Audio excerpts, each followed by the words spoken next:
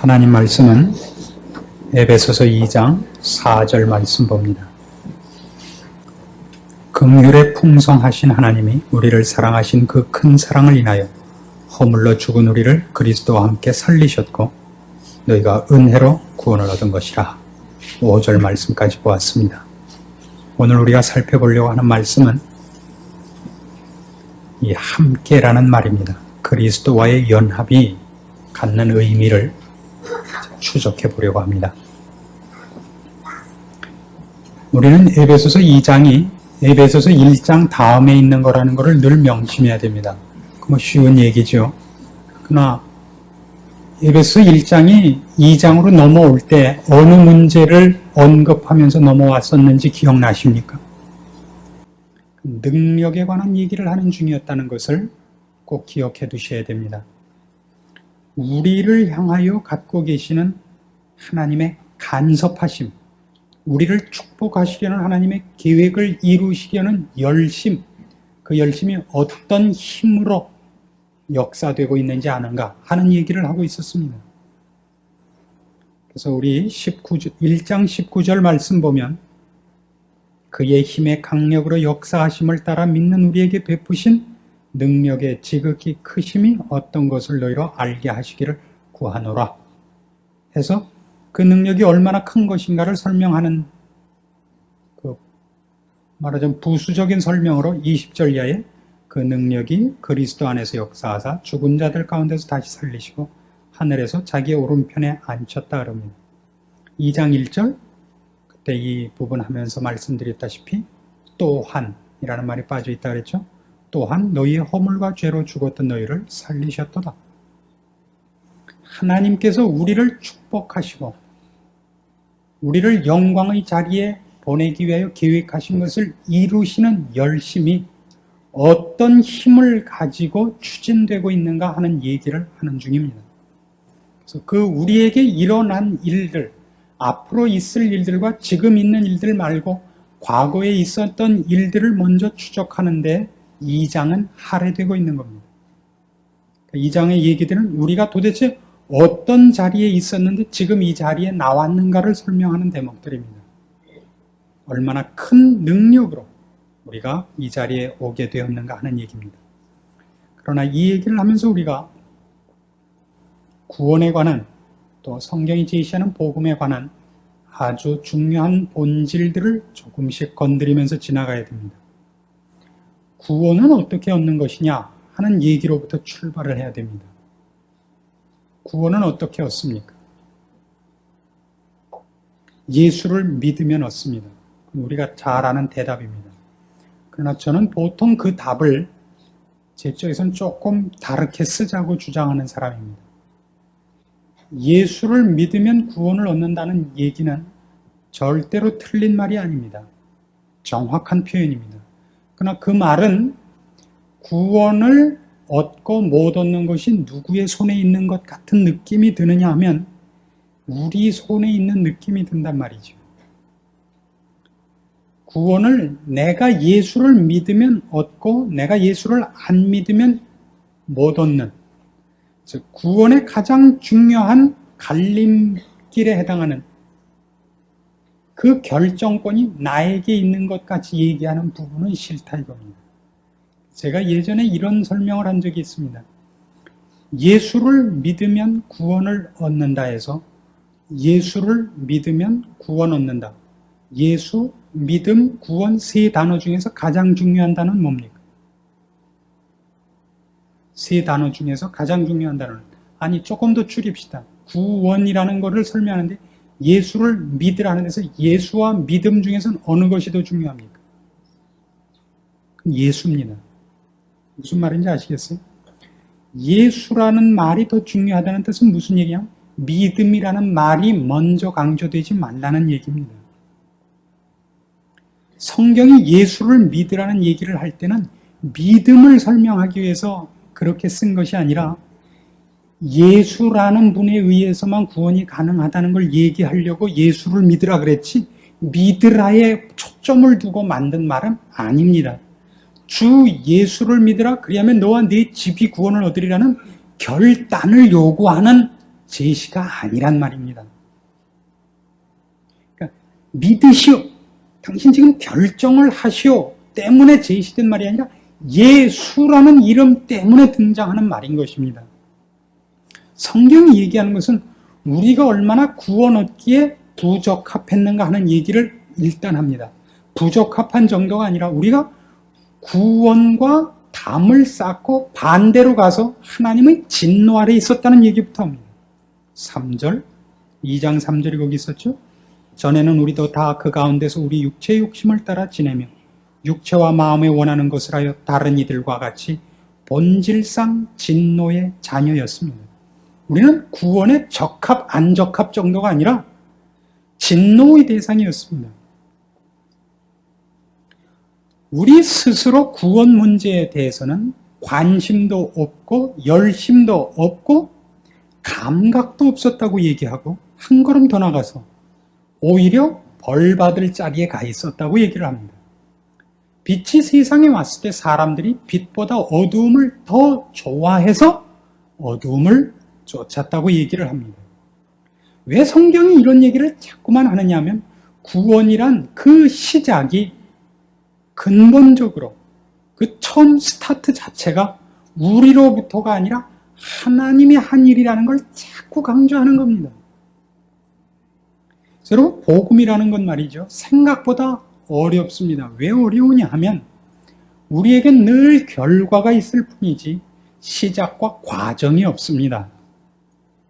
성경은 늘 하나님이 너희를 구원했다 그래요. 그래서 지금도 보세요.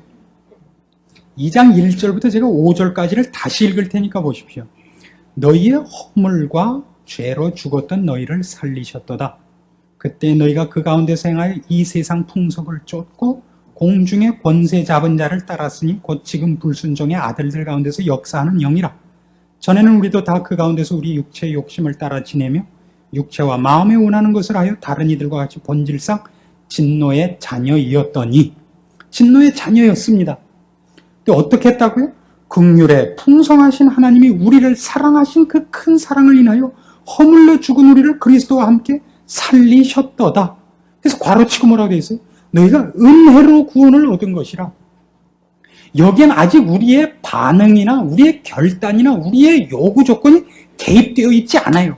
순전히 무엇만 여태껏 설명이 되어 있었냐면 너희가 어떤 존재였었느냐와 그러나 하나님이 너희에게 무엇을 했느냐가 있지 우리 보고 무엇을 해라도 없고 어때 구원 얻는 문제에서 어떤 조건이 없었다고 얘기를 해요.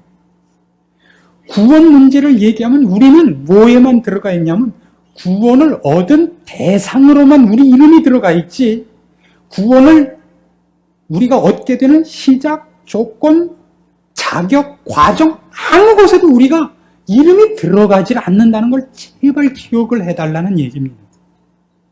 그래서 물론 이런 생각을 하셔야 됩니다. 구원 얘기를 제대로 설명하려면 늘 이 말이 나와야 돼요. 아니 그럼 이렇게 안 되는 건 모르는 거예요. 아직도 구원이 무슨 얘기인지를. 아니 이게 그겁니다. 아니 이게 맞는 거예요. 지금 구원 문제를 얘기할 때 그 감각이 없으시다면 여러분은 뭔가 나는 구원 얻은 것이 당연하다는 꺼내놓은 무엇이 있다고요. 그 사람은 아직도 구원을 못 받은 것이 아니라 자기가 얻은 구원이 은혜라는 것을 이해 못하고 있는 분입니다. 성경은 늘 그 얘기부터 합니다. 물론 이것이 우리 쪽 반응으로 나타나고 우리 쪽 반응에다 요구하는 것과는 다릅니다. 믿으시오, 결심을 하시오, 회개하시오 이렇게밖에 우리는 설명할 수 없습니다. 그것이 구원의 조건도 자격도 과정도 아닙니다. 과정도 아닙니다. 구원은 늘 하나님 홀로 행하셨다고 되어 있습니다. 하나님께서 믿을지 안 믿을지 모르는 사람을 위해서 죄값을 먼저 치러 놓았다는 얘기밖에 안 됩니다. 그렇게 하면 하나님께서는 예수 그리스도로 말미암아 우리 죄값을 치러 놓으시고 그것을 그 표를 와서 받아가는 사람들은 구원해 주기로 했다. 이렇게 짬뽕 시키는 사람들도 있습니다. 은혜란 뭐냐? 우리가 우리 죄값을 치를 수 없었는데 하나님이 예수 그리스도로 말미암아 죗값을 치르게 하시고 이제 우리 보고는 그것을 믿으라고만 했다. 믿으면 된다. 이제 남은 건 믿는 것. 그것도 못하냐? 믿었다가 아니면 본전 아니냐? 그건 좋은 방법입니다. 여러분이 복음에 대하여, 구원에 대하여 여러분이 억지를 쓰는 겁니다. 말도 틀렸고 설명도 틀렸습니다. 그러나 그 억지가 복음과 구원과 생명에 대한 억지이기 때문에 인정해 줄 수 있습니다. 그러나 설명은 강아지같이 하신 겁니다. 전혀 잘못하신 겁니다. 괜찮습니다. 우린 그런 수준밖에 안 됩니다. 성경이 이 얘기를 왜 자꾸 하는지 아십니까? 기초를 잘못 쌓으면 위에 많은 것을 못 쌓습니다. 그 얘기 때문에 늘 그렇게 합니다. 구원 문제가 어떻게 돼서가 아니라 구원 얻은 사람이 쌓아야 할 그 다음 집들을 쌓는데 늘 방해가 됩니다. 기초, 이게 벽돌이라고 생각해 보십시오. 벽돌을 처음에 피사의 사탑같이 해놨으면 어떡하시겠습니까? 평생 이거 무너지지 않게 여기 와서 기대고 있어야 돼요. 여기 이렇게 받치고. 여러분들 대부분 그렇게 살지 않아요? 구원 얻은 건 확실한데 벽돌은 한 장 분명히 받았는데 흰 벽돌. 구원 문제는 또 언제나 흰색이라야 된대죠. 흰 벽돌을 하나 받았는데 이걸 삐딱하게 세워놓고서 잠시 나갔다 올래도 불안한 거예요. 언제 또 무너질지 모르니까. 저쪽에 유혹이 크면 에이 모르겠다 덮어놓고 나갔다가 와서 다시 목사님 불러다가 끙끙거리고 세워놓고 한 번도 위에다 쌓은 적은 없죠. 이거 늘 그렇게 살아오고 있는지도 모릅니다. 그래서 대부분의 신자들을 만나보면 열심을 있는 대로 다 내는데 하나도 쌓고 있지 않고 이거 버티고 있습니다. 우리가 생각해 볼 문제입니다. 그것이 그렇다는 것을 본문에서는 이렇게 설명을 합니다.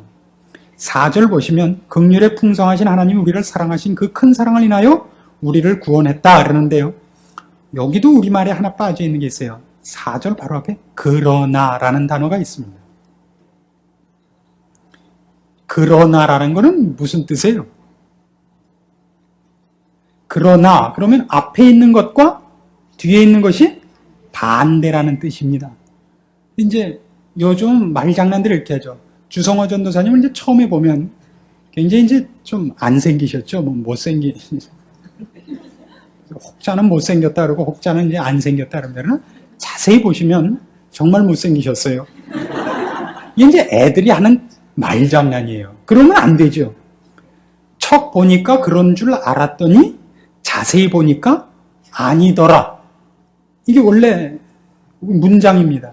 그러나라고 했을 때는 앞에 있는 것이 절망적인 것만큼 뒤에는 희망이 생기는 겁니다. 앞에는 얼마나 무시무시한 얘기들입니까? 1절부터 4절, 3절까지 얼마나 무서운 얘기들을 계속했습니까? 너희가 세상의 풍속을 쫓고 불순종의 아들들 사이에서 역사하는 영, 그 불순종하고 있었고 허물러 죽었고 본질상 진노의 자녀였다. 잘 보세요. 그러나라는 단어가 어디에 들어가 있다고요? 앞에 하나도 희망 없는 단어 다음에 그러나가 들어옵니다. 그러면 이렇게 생각을 해보세요. 너희가 진노의 자녀였다. 그러나 너희가 회개한다면 이라고 조건이 들어가고 그러면 하겠다. 이렇게 3단계로 나와 있느냐 말이에요. 성경이. 구원 문제에서 우리가 꼭 기억할 거라고요. 너희가 진노의 자녀였고 하나님의 심판 아래 있었다. 그러나 한 번 더 기회를 준다. 내가 예수를 보냈다. 믿나 안 믿나 보겠다. 가 있느냐 말이에요. 거기에. 하나님께서 우리를 구원하셨다는 말 사이에 그게 있느냐 하면 없고 너희는 본질상 진노의 자녀였다고 모두를 다 심판 아래 묻어놓은 다음 그러나에 당장 뭐가 쫓아나오느냐면 그리스도와 함께 너희를 살렸다 그래요. 이미 구원이 이루어졌다 질 것이다. 졌다고 나온다고요. 왜 그걸 과거 시제로 우리가 알 수 있느냐 하면 다시 보세요. 5절 보십시다. 허물로 죽은 우리를 그리스도와 함께 살리셨다 그래요. 예수 그리스도의 부활은 미래입니까? 현재 진행 중입니까? 과거입니까? 그건 과거입니다. 2000년 전 사건입니다. 이게 참 중요한 거예요. 그리스도와 함께 살렸답니다, 우리를. 그리스도를 죽음에서 부활시키셨을 때 우리도 그와 함께 죽음에 쳐넣었다가 그때 우리를 꺼내셨답니다. 구원 문제를 얘기할 때마다 가장 우리를 놀라게 하는 게 바로 이 대목일 것입니다. 심판을 얘기해 놓고 그 다음에 바로 구원을 얘기해 놓고 있습니다. 완성된 구원을 얘기합니다. 참으로 놀라운 일입니다. 여러분은 이 문제를 어떻게 생각하십니까? 아니 그러면 내가 예수를 믿을지 안 믿을지도 모르면서 구원해 놓고 봤단 말이요. 글쎄 그러니까 우리가 얼마나 그 바본가가 증명이 돼요. 믿을지 안 믿을지, 즉 믿으면 구원을 하고 안 믿으면 안 하는 게 아니라 우리는 구원 받은 사람이라니까요. 그래도 모르시겠죠. 하긴 알면 여기까지 나왔겠어요. 이 추운 날. 잘 생각해 보세요. 제가 지금 한 말이 무지하게 중요한 말이에요. 우리가 언제 구원을 얻었다고요? 예수님을 죽음에서 일으키실 때 우리를 구원했대요. 예, 저를, 여러분 자신을 그때 구원했대요. 그럼 생각을 해보세요. 우리가 언제 믿었어요? 그때 잊지도 않았는데. 아니 최소한 믿어야 구원을 얻었다. 뭐 어떤지 말든지. 다시 그래서 그 말을 우리가 풀어보는 겁니다. 믿으면 구원을 하는 것이 아니라 하나님이 구원한 자가 있을 뿐이라니까요. 믿으면 구원을 하는 게 아니라 그건 우리 조건이에요. 우리가 늘 밥통같이 생각하는 생각이고 하나님은 누구를 그냥 내가 너를 내 백성 삼겠다. 내 자녀 삼겠다. 내가 너를 오늘 살려내놓 살렸다고요. 그냥 와서 말을 하는 게 아니에요. 살려줄까 말까. 셋일 동안 일어나면 살려준다. 이런 게 아니라 죽어있는 한 시체를 살리셨다고요. 성경이 하는 구원론입니다. 그게 가능하냐고요? 가능합니다. 하나님은 하신다 그럽니다. 그럼 그 얘기가 지금 한 이 얘기랑 그것이 우리에게 시간 속에서 일어나는 것과의 차이 때문에 우리가 헷갈리는 겁니다. 그게 무슨 말인가 하는 것을 우리가 로마서 5장을 가서 좀 살펴보기로 합니다. 오늘 설교는 들으시고 자신 없으면 잊으세요. 늘 그런 생각을 합니다만 그저 난 모르겠다 그냥 칵 믿는 것밖에 모르겠다 그러면 최고입니다. 괜히 뭐 어렵게 할 거 없죠.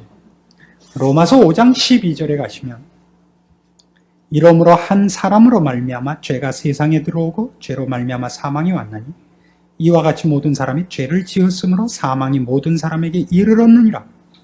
죄가 율법이 있기 전에도 세상에 있었으나 율법이 없을 때는 죄를 죄로 여기지 아니하느니라. 그러나 아담으로부터 모세까지 아담의 범죄와 같은 죄를 짓지 아니한 자들 위에도 사망이 왕노릇하였나니 아담은 오실자의 표상이라. 그러나 이 은사는 그 범죄와 같지 아니하니 곧 한 사람의 범죄를 인하여 많은 사람이 죽었은즉 더욱 하나님의 은혜와 또는 한 사람 예수 그리스도의 은혜로 말미암은 선물이 많은 사람에게 넘쳤으리라. 또 이 선물은 범죄한 한 사람으로 말미암은 것과 같지 아니하니 심판은 한 사람을 인하여 정죄에 이르렀으나 은사는 많은 범죄를 인하여 의롭다 하심의 이름이니라. 한 사람의 범죄를 인하여 사망이 그 한 사람으로 말미암아 왕노릇하였은즉 더욱 은혜의 의의 선물을 넘치게 받는 자들이 한 분 예수 그리스도로 말미암아 생명 안에서 왕노릇하리로다. 그런즉 한 범죄로 많은 사람이 정죄에 이른 것 같이 의의 한 행동으로 말미암아 많은 사람이 의롭다 하심을 받아 생명에 이르렀느니라. 한 사람의 순종치 아니함으로 많은 사람이 죄인 된 것 같이 한 사람의 순종하심으로 많은 사람이 의인이 되리라. 여기 18절 19절에 나오는 그 재미있는 단어는 18절 19절에 특별히 재미있는 단어는 같이라는 말입니다. 같이. 15절에 있었던 말 다시 보세요. 이 은사는 14절 그러나 아담으로부터 모세까지 아담의 범죄와 같은 죄를 짓지 아니한 자들 외에도 사망이 왕노릇하였나니 아담은 오실 자의 표상이라. 아담이 오실자의 표상이라 그래요. 누구의 표상? 그리스도 예수의 표상이래요. 어떤 의미의 표상이냐? 아담은 범죄한 자고 예수님은 범죄 안 한 분인데 둘이 도대체 동일한 표상이 될 게 뭐 있어요? 상징이 될 게. 이런 의미의 상징이에요. 인류의 대표. 이거를 신학적인 용어를 쓸 때 이제 대표 원리라 그럽니다. 대표 원리. 아버지가 김씨면 아들도 무슨 씨? 김씨. 딸도 김씨. 아버지가 왕이면, 옛날은 그랬어요. 아버지가 왕이면 왕족. 아버지가 귀족이면 자녀들도 귀족. 아버지가 노예면 자녀들도 노예입니다. 지금 예수 그리스도로 말미암아 우리를 구원했다는 게 무슨 뜻이냐 하면 아담이 타락하여 죄의 노예가 되고 사망 아래에 있게 되자 그의 후손은 몽땅 그 순간부터 죄와 사망의 종로로 타는 신분이 되어버립니다. 그들이 아무리 범죄하지 아니하였을지라도 자기가 지은 죄가 없는데도 불구하고 죽습니다. 왜요? 아담의 후손이기 때문에. 예수 그리스도와 함께 우리를 살렸다는 게 무슨 뜻이냐? 하나님께서 그의 자녀들은 모두 어느 가문에 갖다 집어넣느냐 하면 아담 가문에 있던 자들을 뽑아다가 예수 그리스도의 가문에 갖다 넣는 겁니다. 그래서 예수 그리스도께서 죽었다가 살아나실 때 우리 모두의 머리가 되십니다. 선조가 되심으로 우리는 다시는 사망이 없는 가문에 태어납니다. 왜요? 죄 없는 가문에 태어나기 때문입니다. 어떤 가문이냐면 하나님 보좌 우편 가문입니다. 아시겠습니까? 우린 전부 거기 가서 앉을 겁니다. 그러나 기억하실 것은 하나님이 이 일을 원리적으로 가문을 이렇게 만들었지만 우리는 어쨌든 시간과 공간 속에 존재해야 되는 존재입니다. 그래서 우리라는 존재를 이 개념과 개념 속에서 전과시키는 것이 아니라 아담의 자손이기 때문에 아담의 자손으로 태어나게 하사 거기서 예수 그리스도의 가문으로 옮기는 일을 시간과 장소 속에서 하십니다. 그러니까 우리가 모두가 동일한 조건 속에서 말하자면 누구는 예수를 믿었고 누구는 안 믿었다가 아니라 훨씬 성경이 얘기하는 대로 추적을 해보면 하나님이 예수 그리스도의 가문에 편입시킨 자들, 그리스도와 함께 이미 살리신 그의 백성들은 일단은 어쨌든 맨 처음 인류의 대표였던 아담이 범죄한 바람에 그 외에 다른 데로는 인류가 태어나는 문이 없습니다. 아담의 자손으로만 태어나야 됩니다. 태어나면 죄인입니다. 그는 아담의 후손이니까. 그를 예수를 믿게 하심으로 이쪽 가문으로 옮기는 일을 우리의 삶 속에서 사건으로 부닥치게 하십니다. 우리 쪽에서 보자면 내가 오늘 예수를 믿어 구원을 얻은 것입니다. 이제 두 개가 확실해지셨습니까? 예, 내가 믿은 겁니다. 그러나 성경이 하는 대로 추적을 해보자면 이런 뜻입니다. 하나님이 예수 그리스도를 두 번째 인류의 조상으로 만드시며 아담의 후손으로서 모두 죽을 수밖에 없는 인류들을 이제 그의 백성 삼은 자들을 하나님의 자녀로 완성시키고 영광의 자리에 있게 하기 위해 예수 그리스도를 두 번째 인류의 머리로 정하셨습니다. 그가 할 것은 인류라는 것은 어쨌든 아담 후손 속에서 태어나야 되기 때문에 다시 이걸 놔두고 여기다 놔두고 또 만든다면 그것은 하나님께서 그의 창조를 포기하시고 한번 취소하시고 다시 만드는 것이 됩니다. 그건 하나님의 영원성에 위배됩니다. 하나님이 이를 어떻게 이루시느냐 하면 그를 아담의 후손에 오게 하심으로 그가 죽어 아담의 가문을 없애는 방식을 취합니다. 물론 영적인 문제입니다. 예수님은 그래서 결혼을 안 하십니다. 예수님은 아담 후손 중에 마지막 대를 이을 분으로서 결혼 안 하고 총각으로 죽으시는 바람에 그 가문은 끝이 났습니다. 그리고 죽었는데 다시 부활하심으로 그는 더 이상 아담의 후손이 아닌 아담의 가문은 없어졌고 멸문지화를 당했고, 그러니까 말하자면 세상에 인류가 없어진 셈이죠. 거기서 인류는 없어진 셈이죠. 예수 그리스도가 새로운 인간으로 이제 첫 출발을 하십니다. 거기에 우리를 포함하시는 겁니다. 우리는 예수 그리스도의 후손으로 태어납니다. 다시는 죄가 우리의 주인 노릇 못하고 사망이 왕 노릇 못합니다. 로마서 8장 1절이 외치는 것이 뭡니까?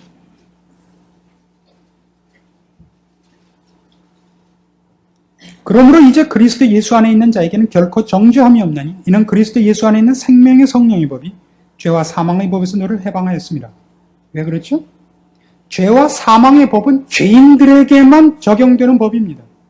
그건 없어졌습니다. 우리는 그 가문에 있지 않습니다. 우린 예수 그리스도 안에 있는 자입니다. 예수 그리스도가 우리의 머리십니다. 그렇게 되어버린 겁니다. 그러나 그 일을 각 자에게 시켜야 됩니다. 이제 존재론적으로 하나하나 아담의 후손으로 태어나서 거기서 그가 예수를 믿어 그리스도의 족보로 옮겨와야 됩니다. 저는 훨씬 이렇게 설명을 하고 싶은 겁니다. 하나님이 예수 그리스도를 보낼 때에도 우리의 요구 조건과 관계없이 보내셨듯이 우리를 구원할 때도 우리가 믿을만 하다거나 구원 얻을 조건이 있다거나가 아니라 우선 정하는 겁니다. 있는 중에서 부르는 것이 아니라 그렇게 만들 준비를 하세요. 내가 내 자녀를 이만큼 만들겠다. 하나씩 만두 빚듯이 빚어서 하나씩 보내는 거예요. 그럼 어떻게 해야 된다고? 일단 아담의 후손으로 태어날 수밖에 없어요. 그의 존재가 시공간 속에서 존재하기 위해서는. 그러면 그를 무엇을 하기 위해서 지금은 택한 자죠? 계획되어 있는 목표가 어디죠? 이 사람? 하나님의 자녀라고요. 그를 꼭 어디를 통과시켜야 되느냐 하면 예수 그리스도의 족보 안으로 집어넣는 일을 하셔야만 됩니다. 그러니까 우리 앞에 복음을 제시해놓고 믿을래 안 믿을래라고 선택을 요구한다기보다는 믿어야만 되게 돼 있는 자인 거예요. 우리는. 안 믿어보세요. 어떻게 하실 것 같아요? 좋게 얘기를 하시죠. 처음에는. 얘야 믿자. 믿을래? 안 믿어? 그렇게 해서 우리는 이 안에 들어온 자라는 얘기를 하고 싶은 거예요. 성경은. 늘 은혜라 그러는 겁니다.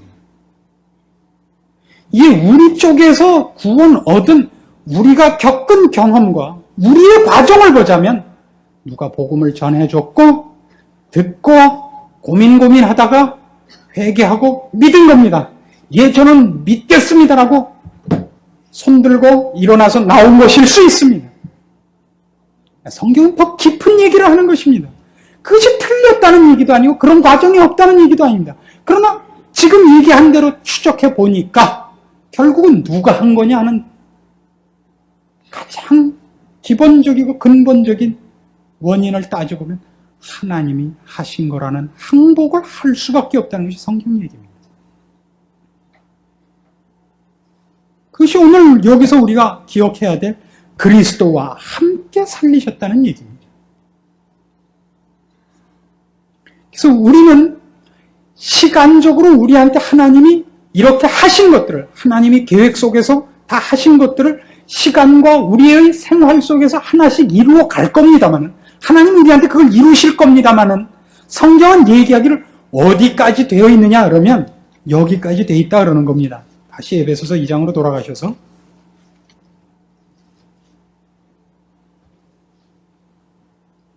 4절부터 다시 봅시다. 긍휼에 풍성하신 하나님이 우리를 사랑하신 그 큰 사랑을 인하여 허물러 죽은 우리를 그리스도와 함께 살리셨고 또 함께 일으키사 그리스도 예수 안에서 함께 하늘에 앉히셨다 그래요. 이것도 헬라어 원어로 보면 다 과거예요. 시제가. 우리가 이미 어디 가서 앉아 있다고요? 하늘나라예요. 지금 앉아 계신 데가 어쨌든 하늘나라는 아니잖아요. 지하실이에요. 우리가 이미 어디 가 있는 사람들이라고요? 하늘 보좌에 그리스도와 함께 앉아 있는 자라고요. 하나님께는 그런 의미에서는 시제가 없어요. 과거나 미래가 없어요. 왜? 그냥 하겠다 그러면 그냥 되니까요. 빛이 있으라 하시니 있었더라. 이게 무슨 뜻이라 그랬죠? 하나님이 하겠다는데 누가 말리냐 말이에요. 누가 앞에 나와서 그렇잖아요. 또 하나님은 변개치 아니하시는 분이란 말이에요. 한다 그랬다 할까 말까? 이게 없으신 분이라고요. 한다 그러면 하신다고요. 그럼 빛이 있으라 하시니 있었더라. 그래서 우리식으로 빛이 있으라. 척. 이런 시간 개념이 아닙니다. 그건 우리는 모릅니다. 그것이 얼마나 되는 시간인지는 모릅니다. 성경이 하고 싶은 얘기는 하나님이 하겠다 그러면 그게 곧 결과다 그겁니다. 하나님이 계획하면 그게 결과다. 지금 다 그런 시점에서 얘기하는 거예요. 우리는 어디에 가 있을 족속이라고요? 하늘 보죠. 옆에 이미 가 있어요. 아닌데 글쎄 가 있어요. 아시겠습니까? 그래서 여러분은 이제 신앙생활 하다가 물론 곁길로 빠질 수 있어요. 근데 글쎄 거기에 가 있어요. 그럼 어떻게 될 거라고 생각하세요? 나는 곁길로 가고 있고 하나님은 여기 앉히실 거라면 시간은 점점 얼마 안 남아가는데 곁길로 가고 있으면 나중에 이 먼 길을 단숨에 가는 수밖에 없죠. 그 단숨에 가려면 딱 하나의 방법밖에 없어요. 제트기가 왜 빠르냐 그 얘기밖에 없어요. 꽁무니에서 불이 나면 다 빨라진다. 벼락같이 튀어야죠. 간증거리가 많죠. 그래서 간증거리 많은 게 잘난 것은 아닙니다. 그것이 성경이 얘기하는 구원입니다. 그래서 이런 대목을 보세요. 갈라디아서 2장 20절 말씀 우리 한번 읽어보면서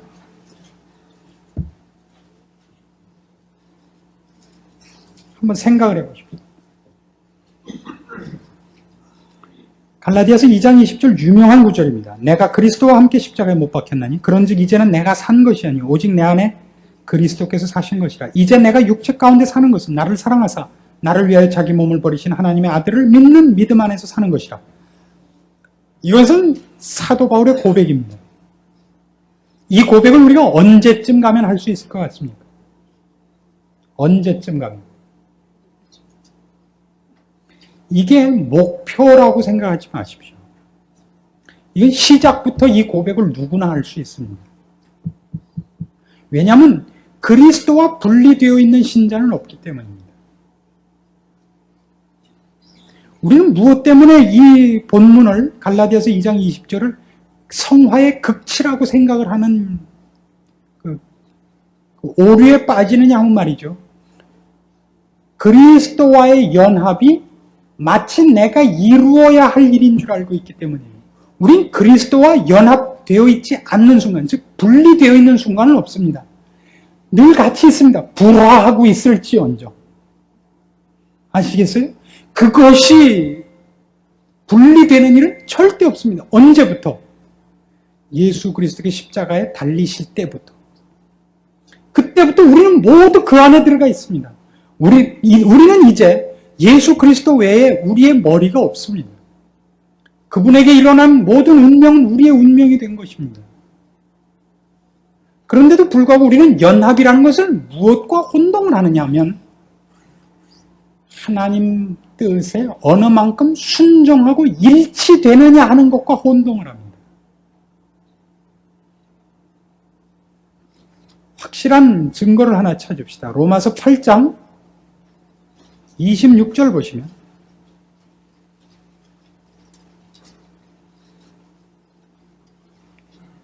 로마서 8장 26절 이와 같이 성령도 우리 연약함을 도우시나니 우리가 마땅히 빌 바를 알지 못하나 오직 성령이 말할 수 없는 탄식으로 우리를 위하여 친히 간구하시느니라.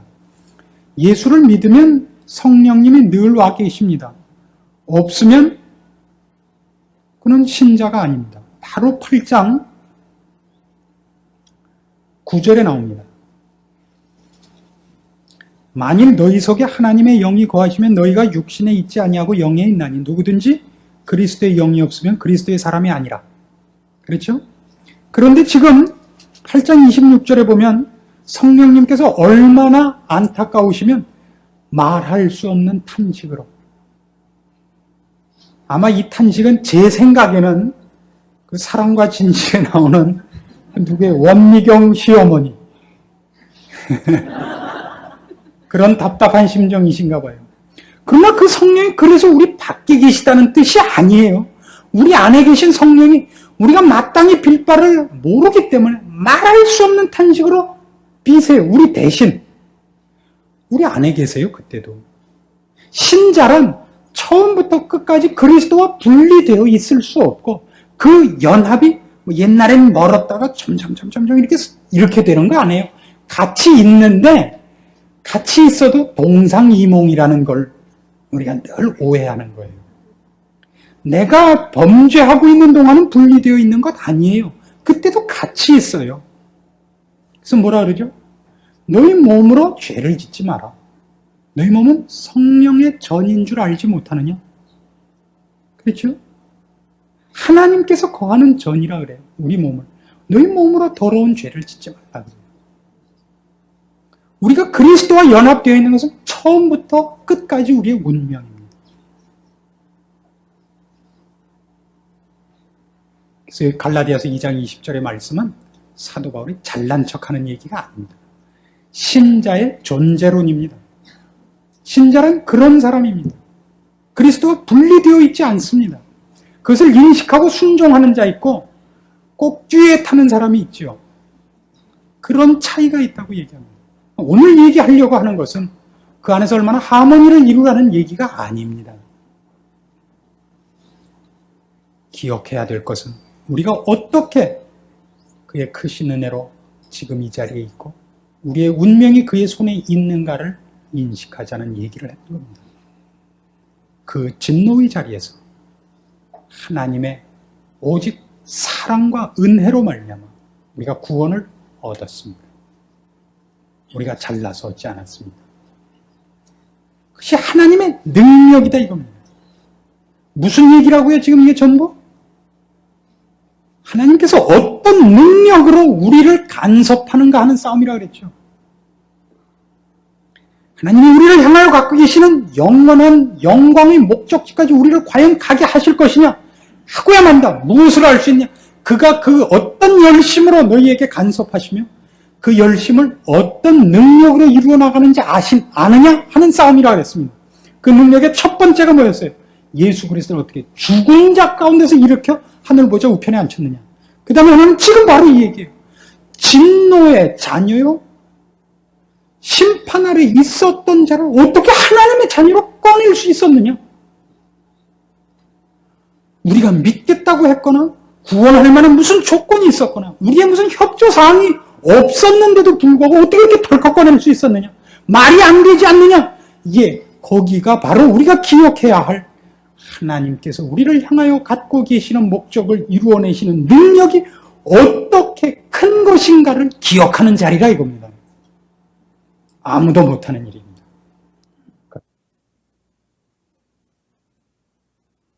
하신 것입니다. 그것이 우리입니다. 그건 은혜의 사랑이 동기입니다. 그 원인입니다. 어떻게 그 과정을 만들어냈느냐, 결과를 이루어냈느냐, 그가 능력이 있으신 분이기 때문이랍니다.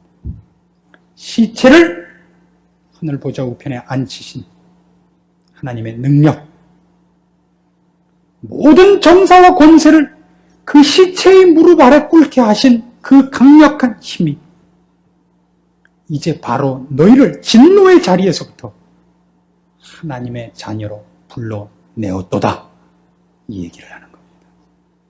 그게 무엇인지를 기억한다면 앞으로 있을 우리의 남은 생애 속에서 우리가 어떻게 살아야 하며 하나님 그가 계획한 것을 어떻게 이루시고야 말 것인가를 기억하게 될 것이고 하나님 앞에서 두렵고 떨림으로 그의 구원을 이룰 수밖에 없다는 것이 사도 바울의 논리입니다. 이 저녁 우리가 기억해야 될 결론이기도 하고요. 우리가 이 자리에 있는 기억할 수 없고 경험할 수 없고 다 이해할 수 없는 하나님의 은혜요, 사랑이요, 간섭된 능력인 것입니다. 여러분 마음에 감사와 감격과 긴장이 있기를 바라는 것입니다. 기도하십시오. 하나님 아버지의 은혜를 감사합니다. 우리를 예수 그리스도와 함께 죽음 가운데서 살리시고 하늘 보좌에 앉히신 것을 인하여 감사드립니다. 우리의 남은 생애에 주의 이 큰 열심과 능력을 기억함으로 주 앞에 순종하며 주의 기뻐하시는 길을 따라갈 수 있는 승리의 신앙생활이 있도록 지켜주시옵소서. 예수님의 이름으로 기도합니다. 아멘.